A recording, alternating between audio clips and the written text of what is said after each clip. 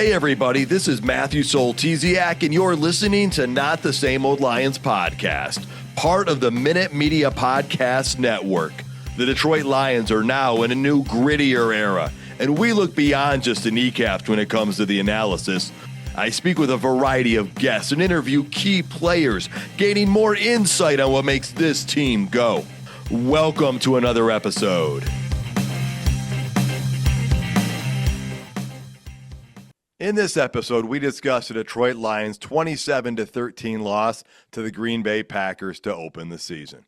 We're going to talk about what went wrong. We'll touch on some of the things that went right as well. We're also going to discuss 3 of the Detroit Lions' rookies in this game. We'll talk about the coaching and discuss how this impacts the team on a larger scale. That and more. Let's get to it, Lions fans. This is Jameson Williams, and you're listening to Not the Same Old Lions podcast. Joining me today is Coach Jerry Angers, former Michigan High School Coach of the Year, as well as Coach of the Week by the Detroit Lions. He's also the Scouting and Training Director for Bull Rush Sports. Coach, I'm happy to see you. Wish it was under different circumstances, perhaps. Well, the good thing is we got to watch some football, and we have a whole lot of film to watch to see what went right and what went wrong, and a learning moment. So just glad to be talking about football again.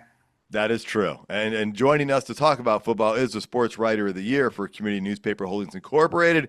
That is James Cook, the senior sports writer for the Traverse City Record Eagle. James, as usual, happy to have you joining us too. Thanks to be on here. I'd rather be talking about a win, but here we are. Here we are, and this will happen. Well, folks, want to let you know this episode is brought to you by Roaster Jack Coffee in Traverse City, Michigan. Since 1999, they've been roasting premium beans from small farms around the world, fresh to order just for you. If you visit roasterjack.com and use the code LIONS, you'll get 20% off your next shipment. Roaster Jack Coffee. Be a hero, brew great coffee, and go Lions. All right, I literally have a pot going right now of this coffee. Nice. It's going to be a late night for you, I guess. You got a lot of work to do. Yeah, I'm getting it ready for tomorrow. Good call. You will be a busy one. It is that football season, and you've got a lot on your plate these days. All right, folks, just a quick reminder, we are on social media. You can find us on Twitter and Instagram. You can also find us on YouTube, of course. So find us, like, subscribe, tell your friends about the show. We would love that. Okay, guys, give me your overall reaction. In a sentence or two, Coach, tell me what you're thinking. It was nice to get the guys on the field together as a unit so that they can grow from it and get better. It's probably the first time that offensive line has played together, even through preseason, because there was guys banged up. Okay. James, what are your thoughts? Overall reaction? A rough first game.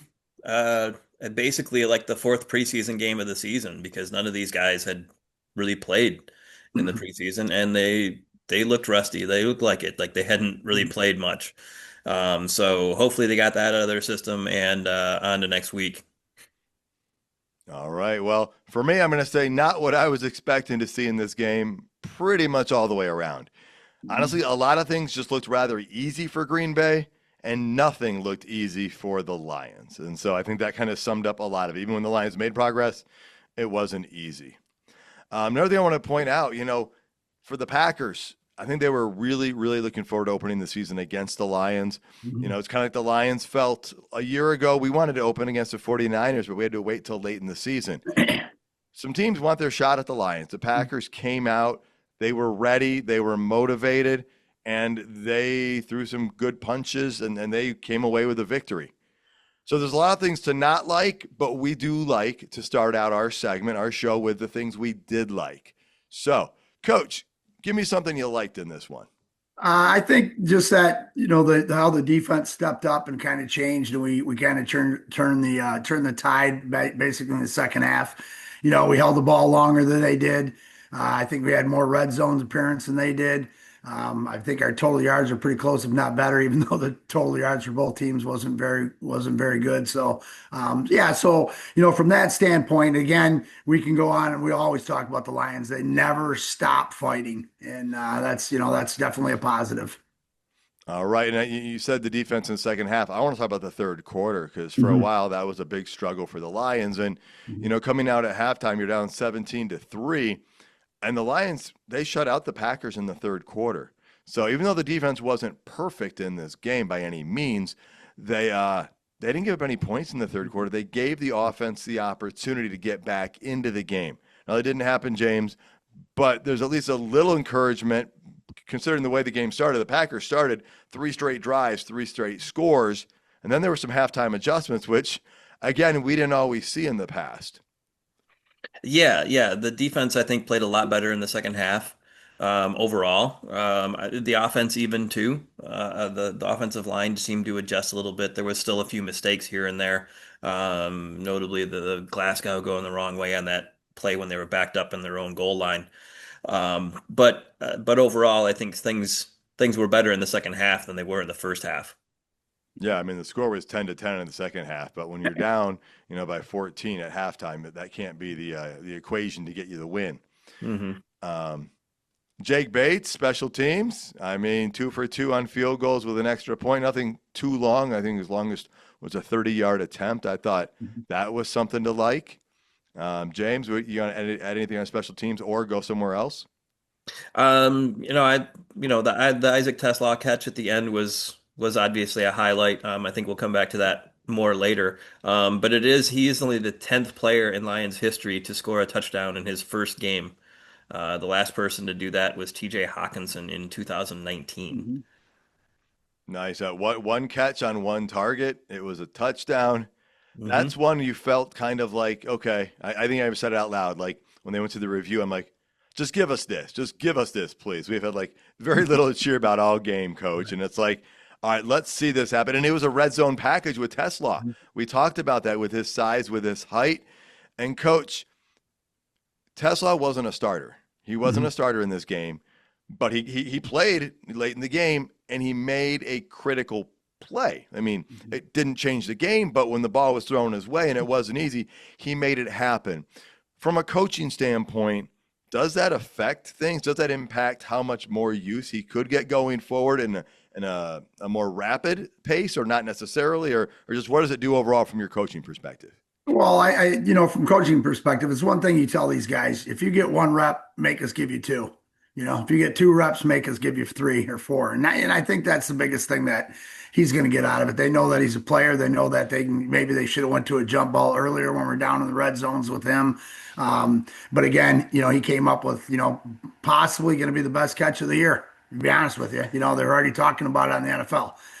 We may have seen the best catch of the year, and there's a couple other ones too in other games that I watched. But so I think that's the biggest thing. I think they know that they can trust him a little bit more. I think again, the Detroit Lions are going to bring you along so that you are successful in every opportunity you have. And he was successful in the one opportunity he had. Of course, every social media is going to hit up and said he should have been on the field and we should have targeted him 47 times. Well, we target him once. He got a touchdown. We'll probably target him twice next game, and maybe he'll score 2 touchdowns. So it's just coaching. Another one who had a hold on one of the special teams plays on a pretty decent return. Yep. Tesla. And again, I'm not Yeah. pointing fingers at him, but my point is, those are why you bring guys along like that. You don't throw them. You don't throw him under the bus and make him not unsuccessful because you put too much on his plate. Yeah, exactly. There's going to be growing pains as it goes, and he made a great play, and then there was one that wasn't, and it had an impact. Yep. Um, I've got one more thing I liked, and we've kind of talked about it before we were recording, is Sam Laporta was pretty darn solid in this game, guys. 6 catches, 79 yards on 9 targets. He had a 32-yarder. That was the longest pass play of the day. I threw out the idea that I thought Goff and J-Mo were going to connect for 35 yards, and there wasn't even a pass attempt of 35 yards, I don't think. Definitely one didn't connect. So, and we'll get to that because Campbell talked about that a little bit as well. But, James, I mean, a lot of people are wondering about Laporta, how he's going to look in this offense and everything, and I think he looked just fine. How about you? Yeah, he was one of the good parts of the offense for the day. I think, overall he did his job, caught the ball whenever it was thrown his way, which was quite a bit more than most of the other people on offense. So no issues at all with what Sam Laporta did today. He came, he played, and he did pretty darn well, like exactly what you pretty much expect from Sam Laporta at this point. All right. I guess I found another thing that I want to say I like, which is The Lions defense held the Packers to 3.1 yards rushing, guys. That's solid. I mean, Josh Jacobs, he had a 15-yarder, but you take that 15-yarder away, that even lowers numbers, but he averaged 3.5 yards a carry. Jordan Love averaged 1.3. The Lions' rush defense was actually good in this game. And so, they didn't give up 42 points to the Packers. And so that encourages me, Coach.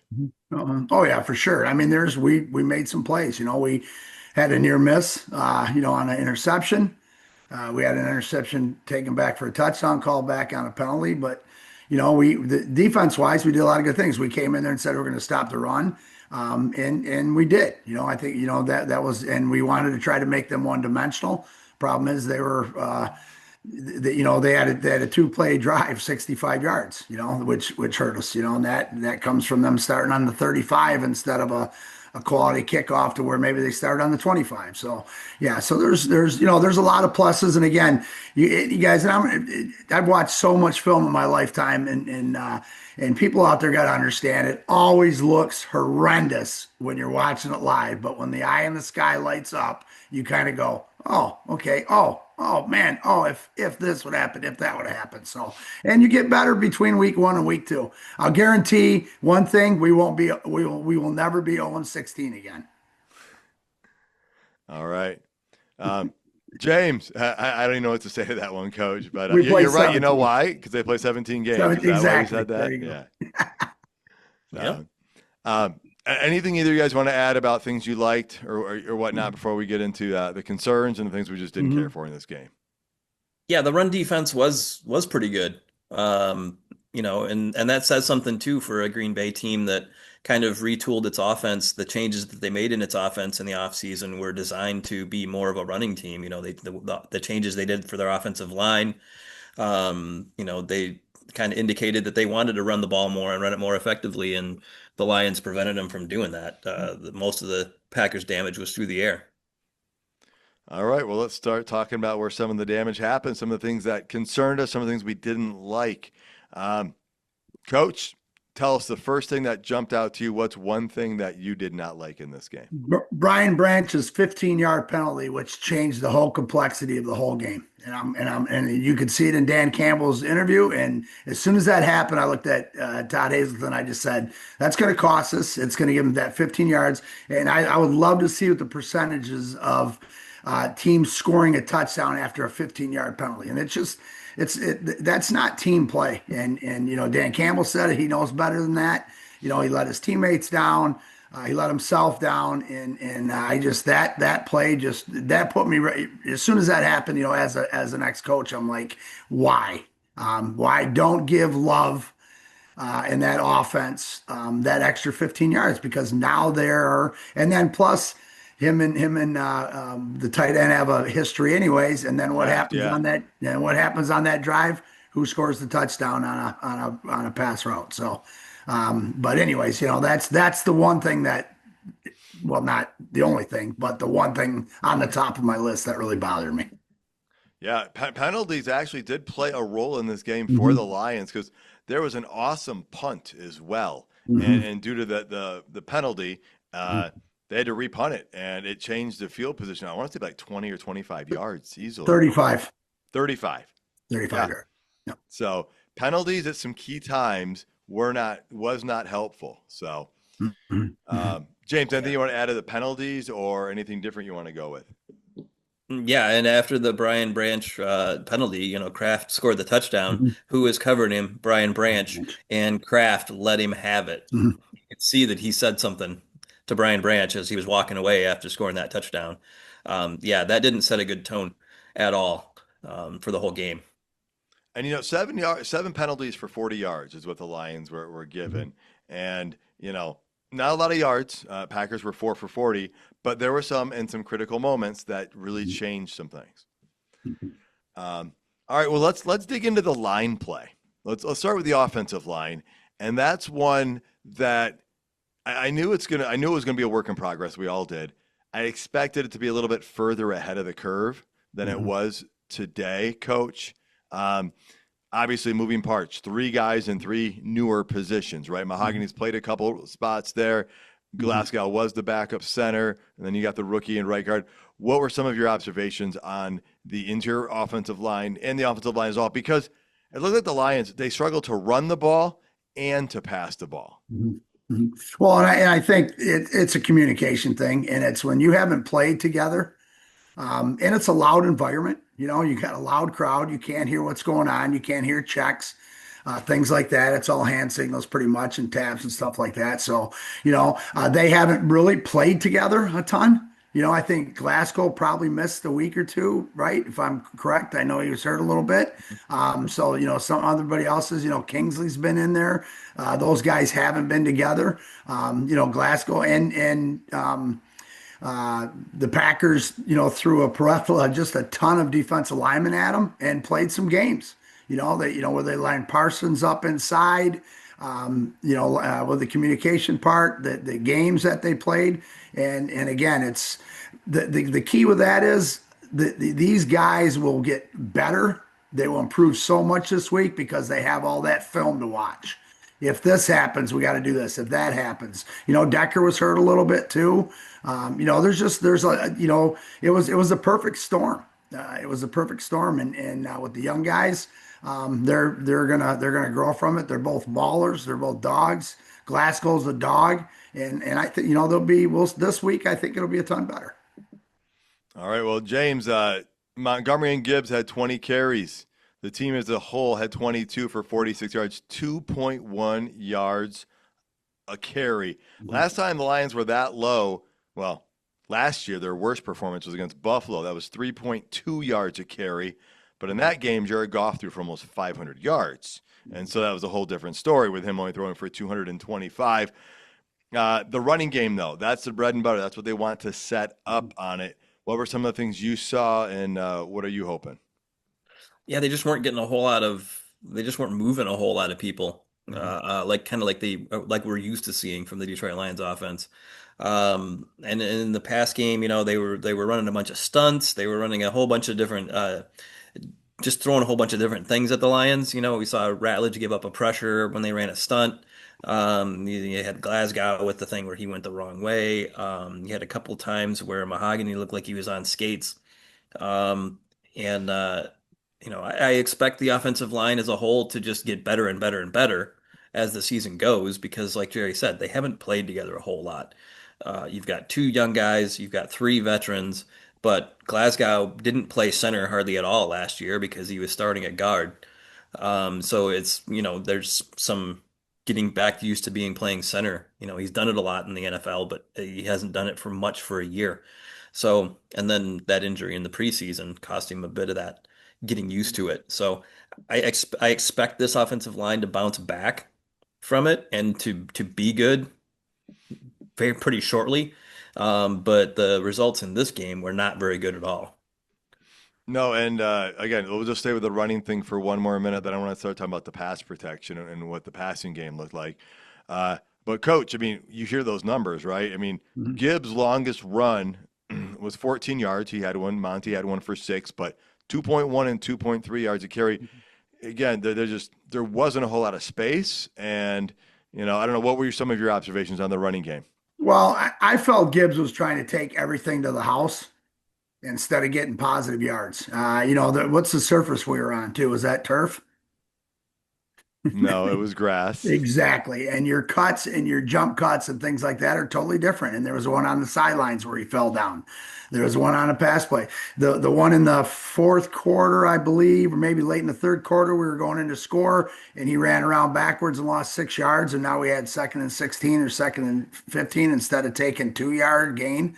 I just think there was some of those things. And I'm not blaming him for it, but and I'm sure Dan Campbell and then we're going to talk about it and say downhill. When Monty was in there, he ran downhill. He got 2 yards, 3 yards, 4 yards. Those are a lot better than -1 to -6 yards. And we put ourselves behind, especially in that one when he went backwards I think it was late in the third or fourth, and he kind of ran around backwards and lost that 6 yards, and it killed us, especially when you're playing the type of defense where they're playing with, where they try to keep everything in front. It's a lot easier when you got a short, you're not going on second and 16. Second and eight's a lot better. And again, plus one is staying ahead of the sticks. Plus 1 yard, plus 2 yards is you're staying ahead of the sticks. So I just think that was some of the things with it. And the one run he had in the first when he went sideways and everybody kind of looked and said, "There's no way he's going anywhere," and he ran around and caught the edge on that and had one of his bigger runs. But Yeah. I just felt it seemed like he was trying to do that on all those instead of just hitting the gap and taking your 1 or 2 yards and live to play another down. All right. Well, let's go over to the passing game, the pass protection. Mhm. Jared Goff was 31 of 39. That's a very good stat for efficiency. Mhm. But as we saw in the game, everything was short. And I was really surprised by this. But Dan Campbell said Packers play a lot of cover two. They play a lot of deep guys, and they Mhm. want to keep everything in front of you. He said we were taking what they would give us, which is very intelligent to do. And so they were working in those areas, and they were hoping that, as the game would go on, things would adjust and things would open up. That just wasn't the case. And so I guess, what were your thoughts on the pass protection itself? They moved Parsons around a lot. He didn't have a huge impact in the first quarter, but they had him in there a little bit later on. James, pass protection, what were you seeing, and what did you see about the passing game? The pass protection was solid. There was a few times where Goff obviously was rushed. There was the one time where Parsons got home late in the game. Um, but otherwise the pass protection was pretty decent. There was a few times obviously where he was rushed, but um, he had time a bunch of times to catch. I think there was one time where he hit basically his fifth target. He was just looking around and hit his fifth guy on the play. So I think from that standpoint, it was pretty solid. There was a few times where wouldn't have been as much time as he liked, obviously, but overall, it was pretty solid. Jordan Love's was way more, way better. Mhm. He had he had Yes. time to pack a picnic sandwich, back there. But that's a whole different ball of wax. Well, we'll get to that ball of wax right after Coach weighs in on his offensive line with the pass protection. I mean, again, he had some time, but he didn't have tons of time, and Right. there were a few coverage sacks that did take place. I got to throw it out there. The Green Bay Packers secondary played much better than I was expecting them to play in Mhm. this game. They played really well, As and even well. when Goff had time, there wasn't a ton of openings. What were you seeing from the pass protection point of the offensive line, Coach? Well, I think the same thing. I mean, we had some decent, we had to go to a lot of check down routes, of course, and then as the Packers just rally. They threw that little screen to Gibbs, and I think there were six guys that were on him in about a half a second, and so that's the big thing. Gary had 1.5 sacks, so he kind of got off. I thought we got beat on some of them, but again, Golf stepped up, Golf stepped sideways, Golf went through his, when you're going through five reads and making, I think that was a pass play to Laporta going across maybe, or JMO, I can't remember which one it was, but those are just things that, again, that's that communication thing. They ran some loop stunts and we got caught. I thought we did a pretty good job on Parsons. I mean, every time if he breathes on a quarterback, it was an unbelievable play because he's the best pass rusher in the game. I mean, the announcers were driving a little bit crazy on that one, and of course he gets a garbage sack at the end.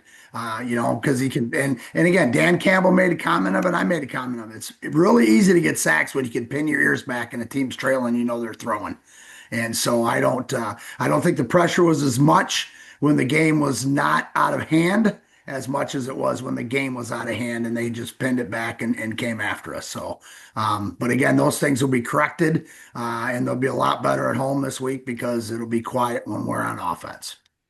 Yeah, well, that'll be a big change for sure. Well, James, let's jump over to the defensive side of the ball.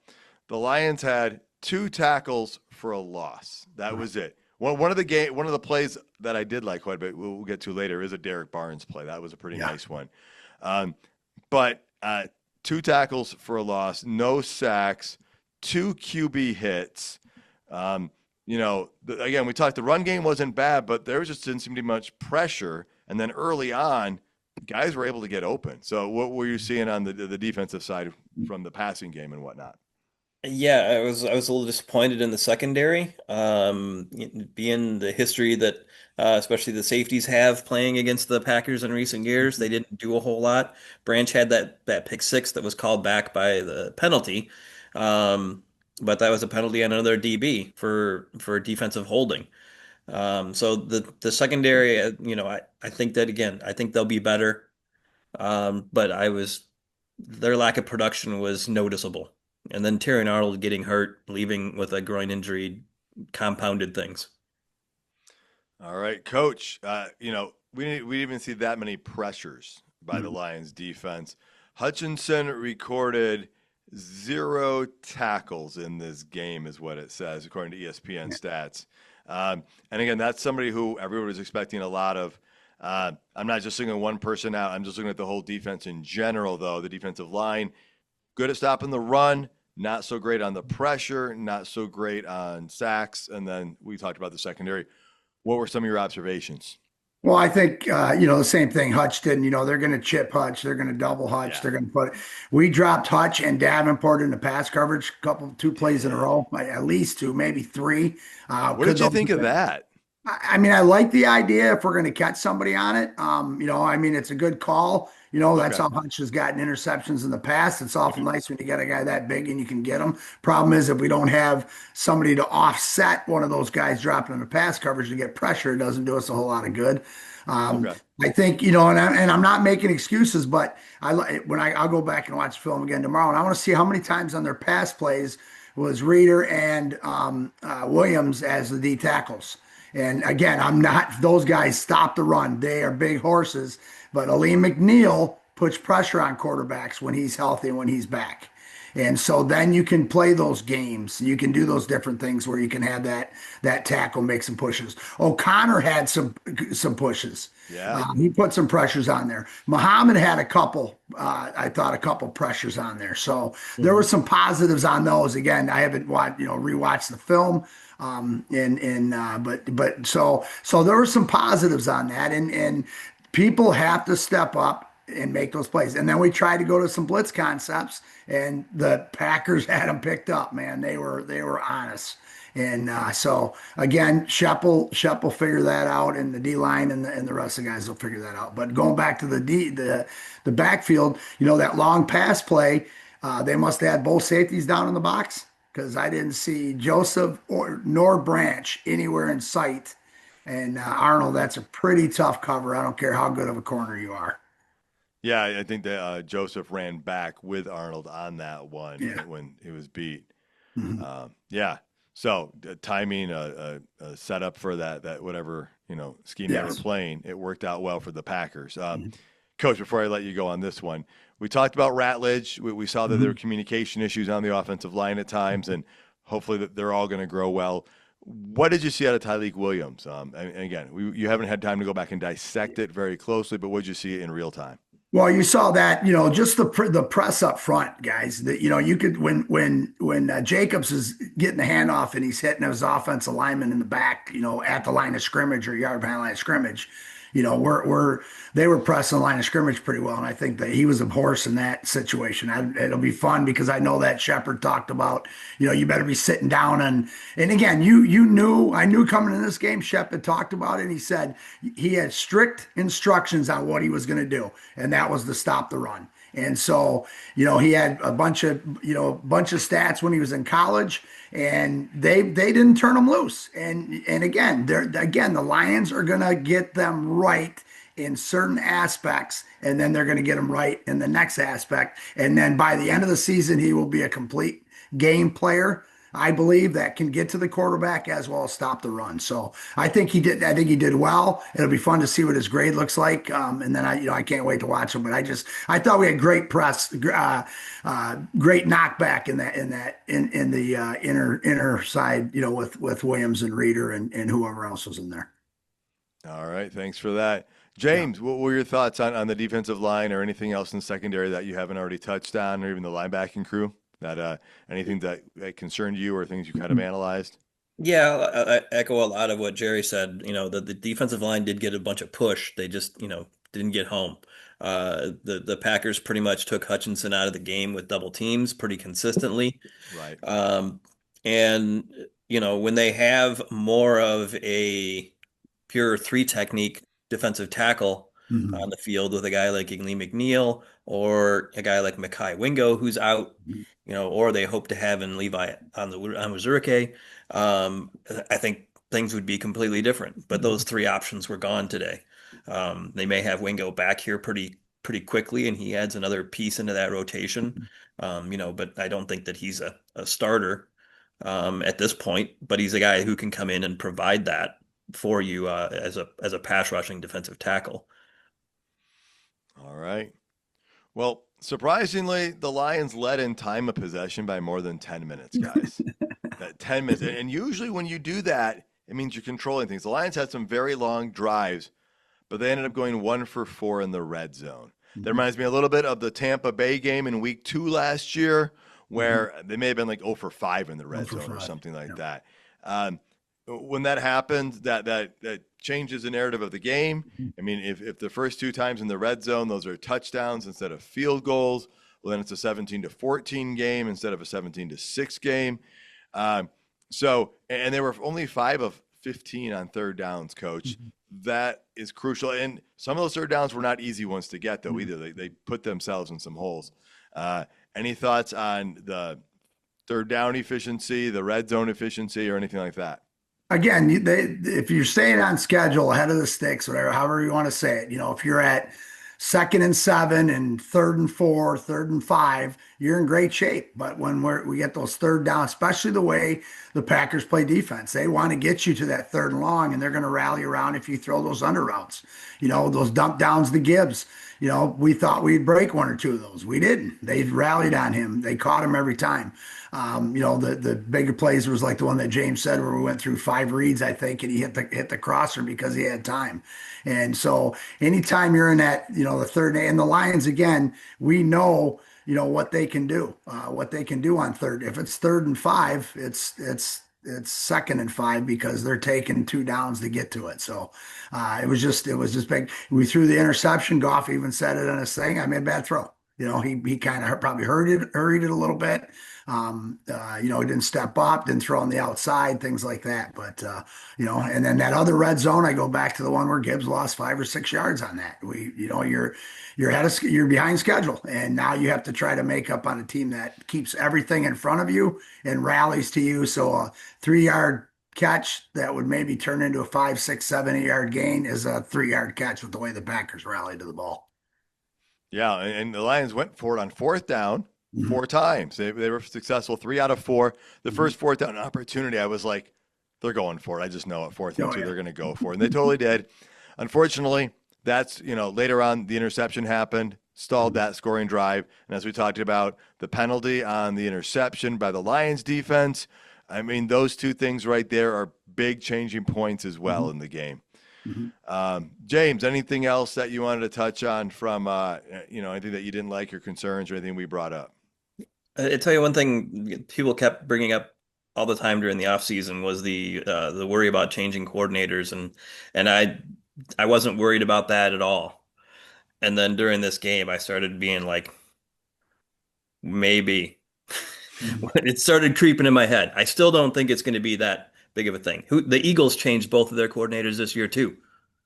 So there's a bunch of teams that had 2 new coordinators. I don't know why it's being solely made out to be just a Detroit issue.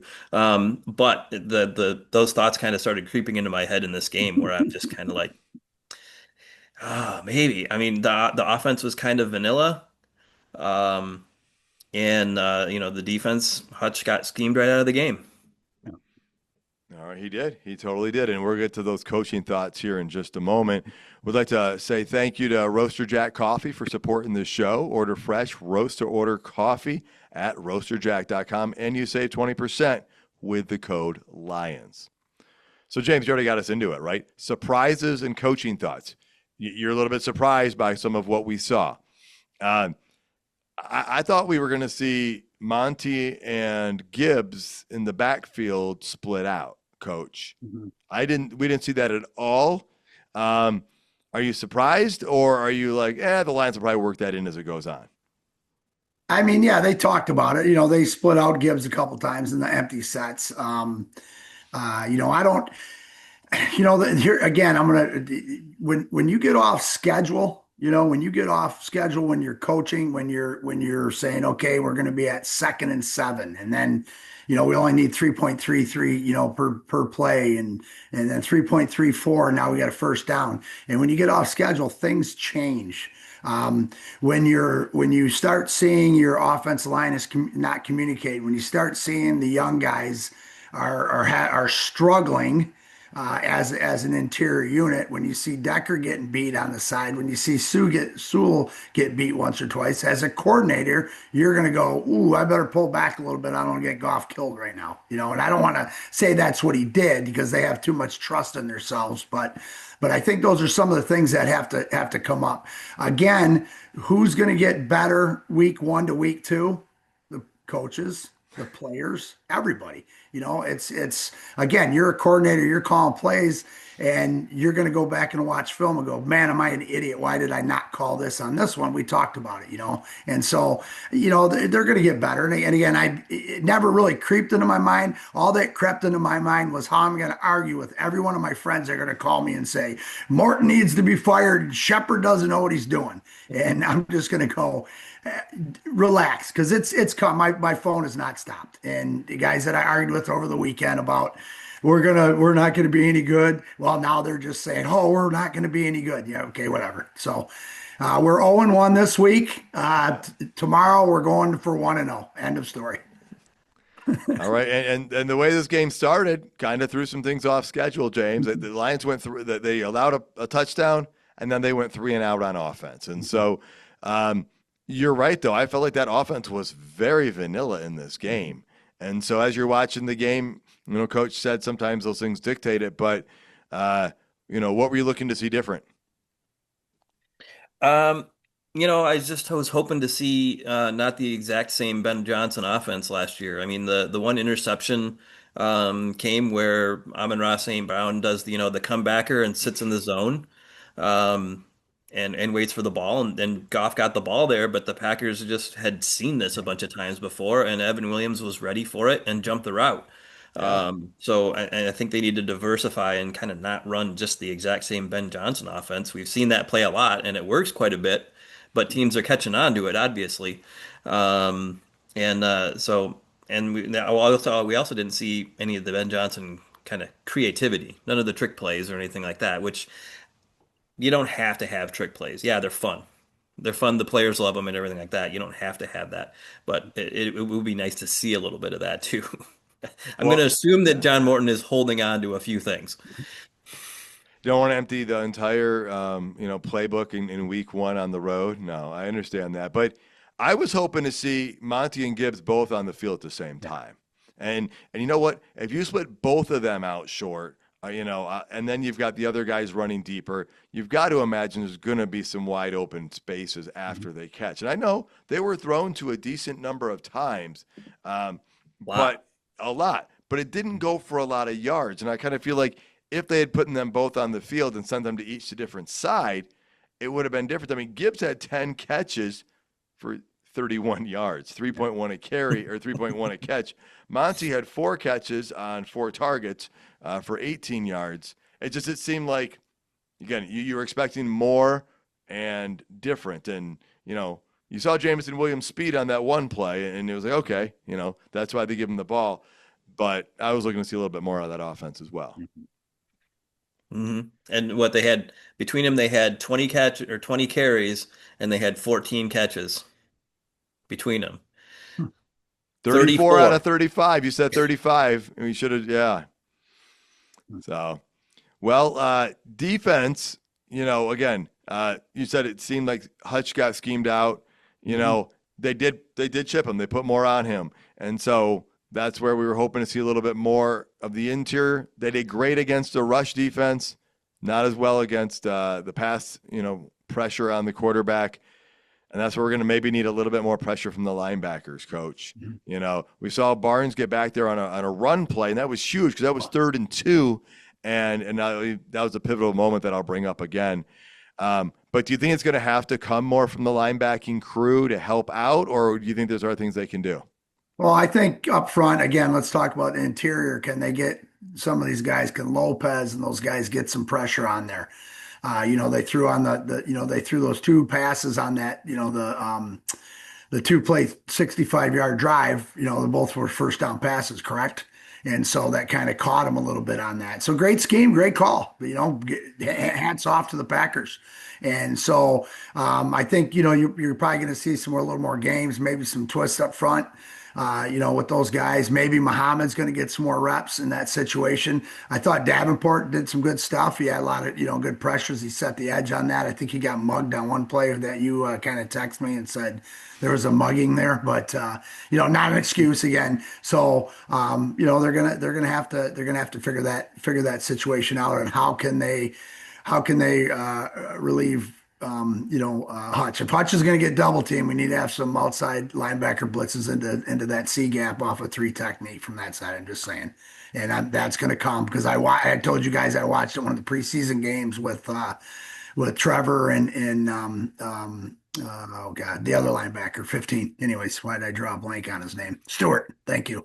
And they or maybe it's even Pittman. But so I think you're going to start seeing those things. I think we're going to get home, but I know you're going to have. You think Hutch was upset, from not playing all those games. He's going to be awful mad at himself because he didn't win this game. And I think you're going to, you're going to see some games this week, and it's going to be much better.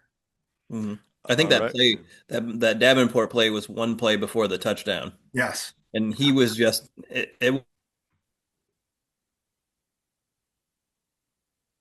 Nope. I think we was lost he James was here. flagging on this. Yeah. Go ahead, James. I think you got cut out on that, James or Yep. Matt. James, repeat yourself. You froze up for a moment.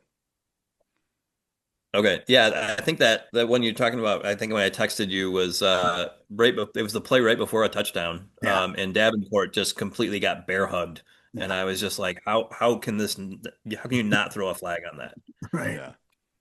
Well, as Coach talked about, even Coach Campbell said, a lot of this stuff is correctable. He already talked to his team about it, and he said, even though the Lions just felt like out of this game for a good part of it, there's a lot of correctable things, and the coach is encouraged. And again, you don't want to be the same team in week 7 or 12 that you are in week 1.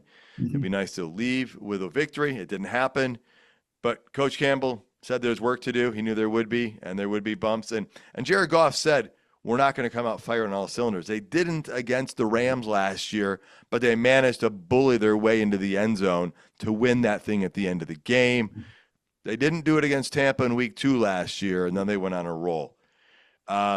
Turning points, pivotal moments. We already kind of hit on these. The Goff interception, the Brandt interception with the penalty wiping it out. Those were big changes right there. And James, you talked about, diversifying the offense and trying to run a little bit different than Ben Johnson. There are some big moments that really did affect the game, but that's what happens. Coach, you have often talked about it. It can just be a few plays, and that just totally shifts everything. So, Hey, yeah. real quick, Anzalone dropped that interception right before the interception we took back for a touchdown. That's an Ansel, and he didn't, he It was he a didn't do it tough on catch. purpose. Yeah. It just Right. he was mad. You saw him go down, and he's like, I make that catch 9 out of 10 times. That was the one time. Then if it happens 9 more times this year, which I hope it does, he's going to have 9 picks. And so those are turning points. Those are things that if those happen in certain situations, we talked about it last year in losses. We talked about it every 2 years ago in losses.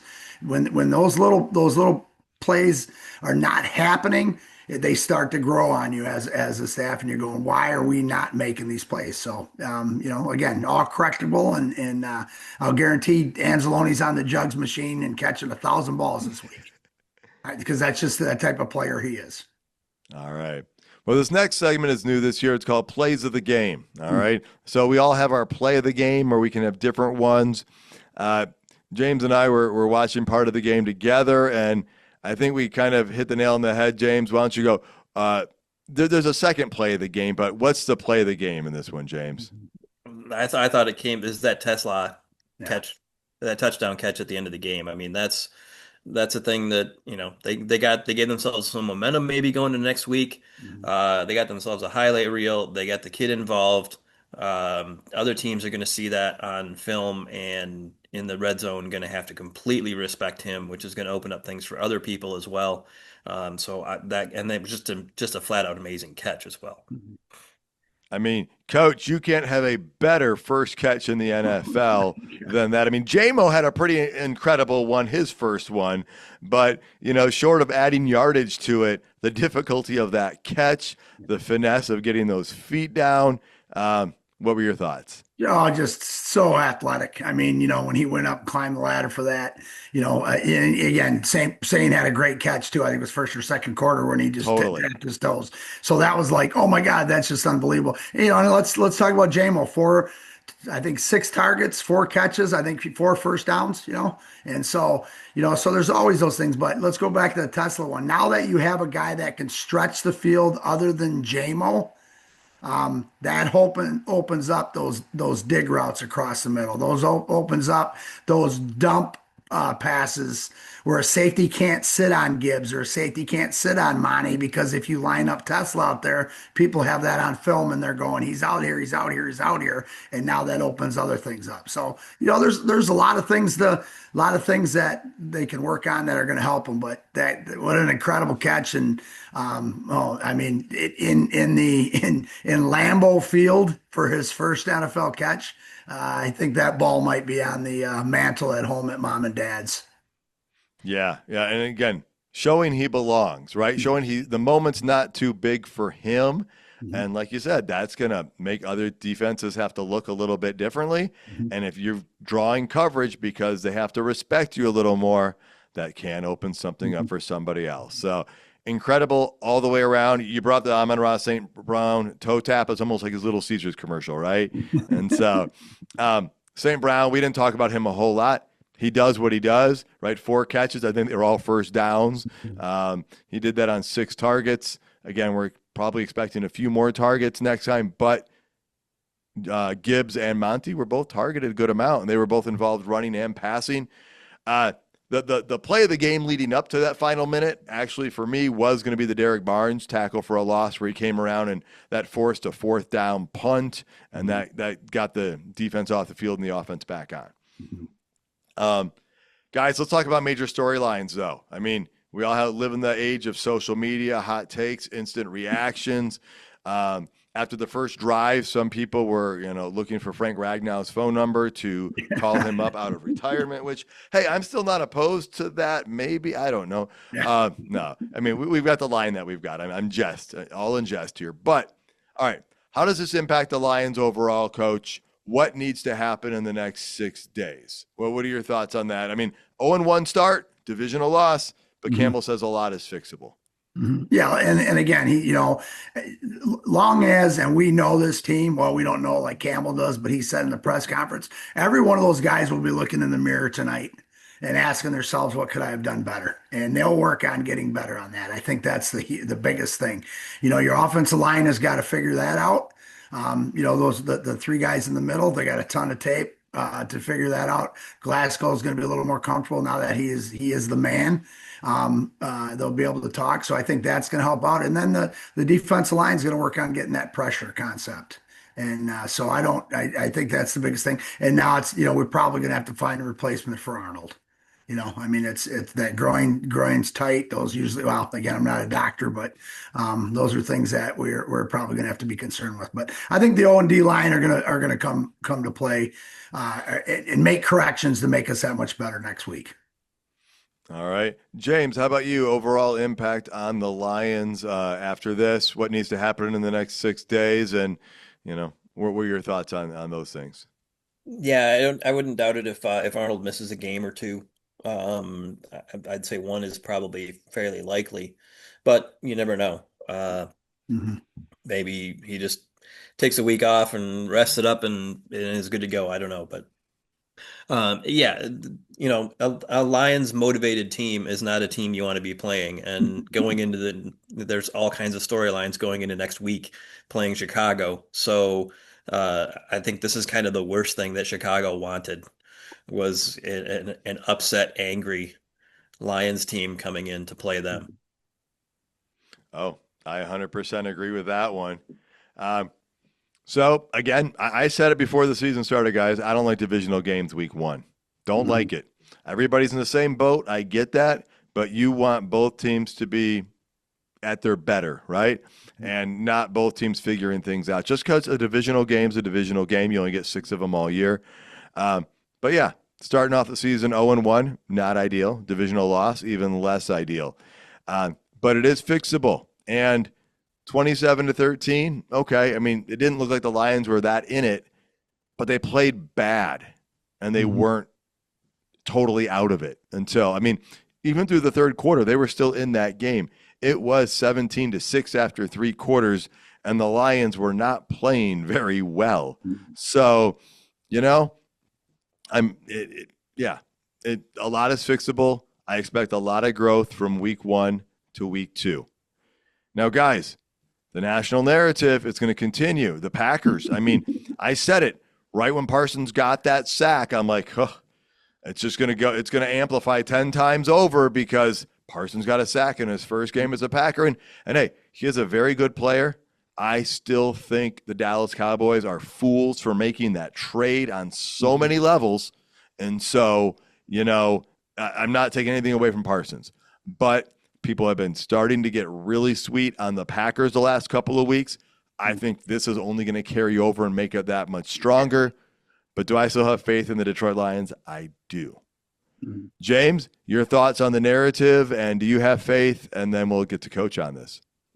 I mean, of course I have faith. And the national narrative, I mean, the national media has kind of seemed to gravitate away from the Lions narrative. They were the feel-good story last year. Now they're kind of old news. So that's just kind of the way the media cycle goes. So I'm not really shocked about that. And the Packers making the big move for Parsons, everybody's going to be talking about them. That's just the way it is.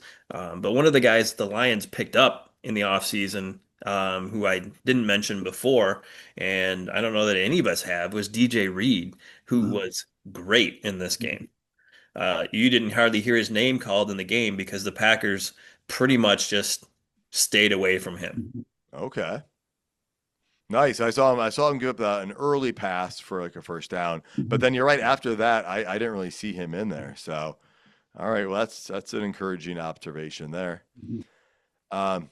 Coach, I mean, narrative, Packers momentum. I know the Lions like being underdogs, and then your faith in, because like you, man, I got a text message from a coworker who's a Lions fan that says, "This looks like the same old Lions to me," and I'm just like, okay. I didn't respond. So where are you at? And, you know, I think the Lions love that there's no spotlight on them, guys. I think that's the way they want it, and good. But what are your thoughts? I agree. And I think it's this is one of those great games that if anybody is looking at the headlines or reading their press clippings or as a player, guess what? They just started a big bonfire in the back with all your names being burned in it because you're not going to be in the paper anymore. And anything that is going to be in the paper, it's going to be negative. And so, you know, and I knew Parsons, like I said, if Parsons breathes on somebody right now, oh my God, he's made a difference. Yeah, he was impactful in some of those things. Yeah. You know, and so I'm not concerned. You know, here's the one thing the Lions took that one drive. It was 8 minutes, 9 minutes maybe, and we got a field goal out of it. Again, that's so hard in the NFL to do that, and then hopefully you get a break and you score 7. But you know, let's think about that. It was a punt. I can't remember why we were so deep. I can't remember if it was just a great punt and a penalty or just a great punt. And then, but we did some really good things on that. And so, you know, that's the narrative that they can build off. There's probably some play in there that they're going to see on film and say, man, if I would have just stepped to the left, or if I would have just blocked, or if I'd have just chipped this guy. So, yeah, the narrative that's great. We're terrible. The Lions aren't going to be, they're not even going to be in the race, and that's fine. So let's just go play football and get 1-0 this week. All right. Well, let's move over to contract talks, guys, because James Cook was texting us last night as he was watching The Wire, and not like the TV show or whatever that is, but like, you know, the new sports wire. And the big news is Jameson Williams' contract has been extended 3 years up to $83 million with $67 million guaranteed. Now, we were expecting to talk about one contract signing today, but we're talking about 2. We'll talk about the other one after this because this is a more important one. James, what's your initial reaction to the JMO extension, which came, I want to say, out of left field? I don't think many of us saw this, or maybe at least out of the Lions tunnel that we didn't see coming onto the football field. And almost in the middle of the night. It's almost like the Lions don't want the attention. Right. Uh, I mean, You're right. They released it at about 11:35, which would have meant they waited till the local news segments were over, so it wouldn't make it. That's great. yeah. That's so the timing was very interesting. But yeah, 3 years, 83, that's basically tacked on to the end of his fifth year option, which I think for the wide receivers was what, 17, 18, somewhere around there. So it makes it about a 4 year, $100 million extension, essentially. So about $25 million a season, which is, if you have looked at the contract signed by big name wide receivers in the last year, far under value. Mhm. He gave them a hometown discount because he loves Dan Campbell so much, I'm going to guess. Because I would say in the open market, Jameson Williams is going to get a lot more than that. Yeah, and the great thing about this, a couple of things, is this kicks in 2 years. I mean, you can play with the numbers and do the average for his fifth year option plus this, but this kicks in later. And so, what's the average wide receiver contract salary going to look like 2 years from now versus now? So, getting it done early. And so, Coach, your reaction to this? Just ecstatic. Look at the receiving core that we're gonna have locked up for the next till like 2028, I think, or 2027, and then plus, here's the thing about JMO. He's had his ups and downs. He's done some kind of not real terrible stuff and got in trouble and got suspended. But that guy is at everything. He's going to all the sporting events. He's signing autographs with kids. He's giving dinners to the poor. I mean, he is such a Detroit Lion guy that we want around. And the way they talked about him through his practices, and they're looking at him going, he's reached that level. Yeah, did he have a great game today? No, but he's one of those guys that you're going to build the guy's smiling. He's always laughing. There's just something about him. He's got such appeal as a Detroit Lion guy, but also a guy that is going to do whatever he can to make the team better, the coaching staff better, his teammates better, and the city better. And I was totally excited about that. Even though when James sent me that, I was watching the overtime of the Michigan State Spartans, by the way, with the quarterback that had a pretty good game yesterday. That, of course, has been doubted. But anyways, thanks to that news, and I'm ecstatic. And I totally agree with you guys. The Lions are like, let's see if we can slide this one under the wire so nobody sees it. Well, yeah, you hit on a few different things there. One, they've got St. Brown signed through 28. JMO is now signed through 29. Tesla, rookie, so you got him through 2028. Those are your top three receivers. You still have Laporta the next 2 seasons. You've got Gibbs through 26, 27 if you pick up the option, and you've got Montgomery for 27. That's 3 more seasons for all of those guys. Now, and that's incredible to have all of those guys set up. I say it came out of left field because we weren't really sure, and some people were saying, well, maybe JMO's the guy that's got to be let go. But JMO's got something you can't coach, and it's called speed. Okay? There's a reason the Lions traded up, I believe it's to 12, to get him. The same year, they made another very impactful pick. And they celebrated when he was there. I think Chris Olave went the pick before him or 2 picks before him. And Olave's a fine wide receiver, but they had their eye on JMO for a reason. You have St. Brown, JMO, and Tesla, and they all bring something different to this receiving core. And so, James, I think this was huge because you put he's a difference maker that is elevating. And also, the coaching staff talked about how much they saw him grow this offseason. Campbell did. It's better to lock him up now than wait till the other, for those extra years versus waiting till the season's over. You talked about that discount. I think the guaranteed money also may have played a role in there, and that helps everybody all the way around. And the Lions, it's going to help them because they've got more big decisions coming up, and Aiden Hutchinson's going to be one of those big contracts. Yeah, and they've also got Goff is locked up, Sewell's locked up, for a, long-term extension. You've got the two young guards are, on rookie contracts still, so they have a couple of seasons left each. Actually, two for Mahogany, two more after this for Mahogany, and three for Ratledge. So, I mean, aside from you got Glasgow is going to be a free agent after this year.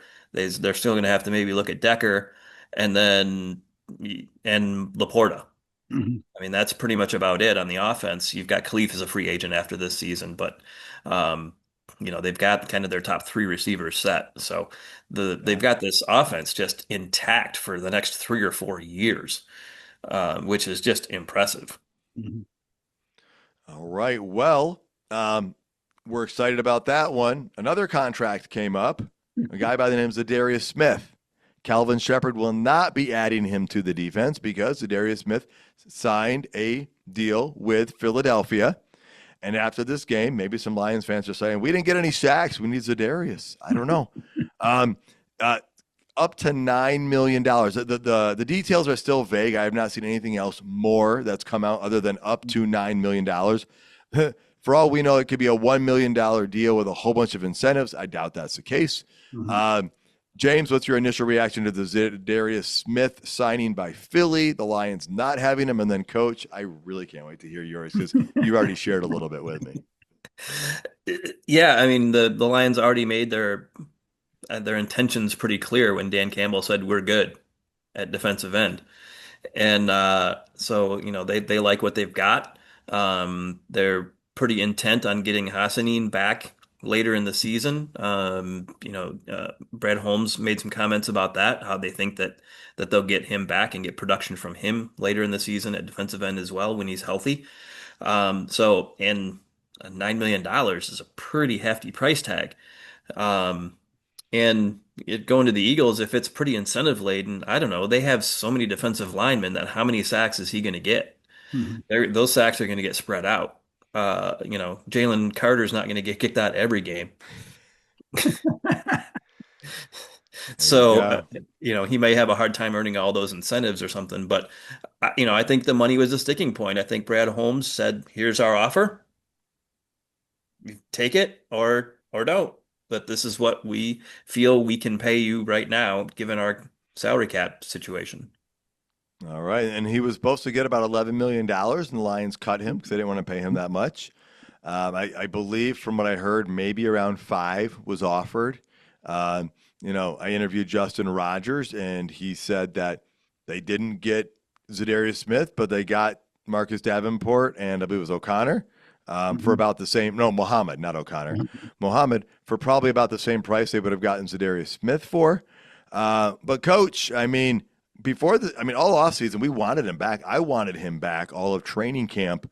What are your thoughts on all of this? You have a lot of different angles, Well, and I I agree with mean, them. yeah, and I mean, yeah, you want him back because he was productive for us. You want him back because he wanted to be a Lion. But if he doesn't fit into the scheme, if he doesn't fit into into the plans that we have. You bring him back and give him money, and then you have a rookie that you got, and then you got Levi who's going to be off injuries from next year. Then you got McNeil coming back. You got Davenport who's going to be setting the edge. You got Hutch that's going to be coming off the backside. You're going to hear it. I mean, it's the phone's going to blow up. I told you they should have got him back because he would have had 3 sacks today. It's just like the Dallas Cowboys the other night when they said they would have won that game if Parsons was playing. How can you say that? Anyways, Sedaris did not fit in what we wanted. Okay, that's it. We got him last year because we needed somebody that could pin their ears back and go get to the quarterback. Well, we have that guy back, number 97. Granted, he didn't have anything today, but I'm going to guarantee number 97 is not going to have 0 sacks in very many more games this year, or hardly any pressures. And so, Davenport's the edge. You can bring two guys off the edge, but then you got quarterbacks that we have to play against that can run. I think we have to play against Hurts. I think we have to play against Lamar. I can go on. I think we have Baker also. I can go on and on. And if you don't have somebody that's gonna press, collapse, push the pocket, hold the edge, And you just take two guys that are going to pin their ears back and go upfield, you're going to get annihilated. And so Za'Darius didn't fit in the plans, and that's all it is. People live with it, and it's and again, everybody's out there just waiting to say, "I told you so." Well, I'm just saying right now, let's wait and see how the season ends. And if it doesn't work out after 17 weeks, then you can text me right away and say, "I told you so." But I'm gonna tell you right now, you won't be texting me. There you go. Well, there's a lot of pieces to this puzzle, Coach. And, I mean, Yes. Brad Holmes does deserve at least a little bit of the benefit of the doubt. I mean, Yeah. he's doing it better than anybody else has done it in the Lions office in my lifetime. A couple have had some relative success. But the other thing is, we just paid J-Mo how much money? Yeah. And you want to go give Za'Darius $9 million? Like, hey, I want him back. I wanted him back his depth, but that $9 million is going to go towards Aiden Hutchinson, right? And that's going to help keep him here. Yeah. And then, oh, by the way, you want to keep Brian Branch around. There are some other guys that have to get paid. And I wouldn't put it past the Lions if they had to make a trade at the trade deadline again because something's not there, that they would do it. But it didn't fit for a few different things. And an offer was made and an option was there. And ultimately, Za'Darius, for whatever reasons his reasons are, chose to go to Philadelphia. Now, the timing's strange because within hours of that news breaking, he decided to like one of my tweets from last fall. And I'm like, why are you liking this tweet now? Like, I liked this last fall when you were on the Lions team and whatnot. But anyway, yeah, he's not there. The Lions are using that money for other spots. And, we'll see what we can do. Guys, final thoughts time. One thing I wanted to bring up from our last episode, we talked a little bit about ourselves, gave some of our experience. And, Coach, I talked about when you were the varsity coach, I was on your middle school coaching staff for a bit. Mm-hmm. I forgot to mention my other coaching experience. Yeah, I don't know how you forgot that one. Right. I was actually a head coach for 3 seasons for my daughter's flag football team. Yeah. And I went deep in the playbook. I pulled up some old Super Nintendo video games and got some Tecmo Super Bowl playbooks out. And we won some impressive games using that. But I did have a little bit of more coaching experience than just the middle school level. I did some co-ed flag football at the YMCA, and my daughters absolutely loved it. Yeah. Voted. I think you were coach of the year. I heard in the national, or you're up there for coach of the year. Plus, and you did some time with Tony Anise though too, didn't you? I did help Tony Anise when he was at the junior college level or the community college level as well. I totally forgot that one as well. And he's quite successful at Ferris State these days. Yeah, he's doing okay. He's doing all right. So, hey, real quick on coaching. I don't know if any of you guys read it, but Al Fracassa, the Brother Rice Royal Oak Shrine coach, passed away. I know him well. He coached 4 of my brother-in-laws and 3 of my wife's cousins. And you just a class act. One of the greatest of all times around. He was definitely the GOAT. And just from speaking with him in certain situations, whether it was after we played him at Traverse City West, and he talked to our kids and got on the bus, and just a class act. He's going to be missed, in that thing, but. Rest in peace, GOAT, and glad I had an opportunity to speak with you on numerous occasions, Al Fracassa. Awesome. Thank you for that, Coach. James, we're here, end of the show. Any final thoughts from your end? No, thank you for the bobblehead that will go on the shelf. All right. Panay Sewell bobblehead, Coach. Got one for you as well, so we'll make sure we get that next time I see you. I want to say a thank you to Roaster Jack Coffee, roasted incredible beans since 1999. If you visit roasterjack.com, you use that code LIONS, and we'll take 20% off your next order. James, we got to get out of here because I think that pot you're brewing is ready for you, and you'll be set to go for tomorrow. Folks, thank you for tuning in. Please tell your friends and family about this show. Find us on social media platforms like Twitter and Instagram, as well as all major streaming platforms. That does include YouTube. We'd love to hear your thoughts and reviews. Check out more episodes and content at notthesameoldlions.com. And until next time, stay gritty, my friends.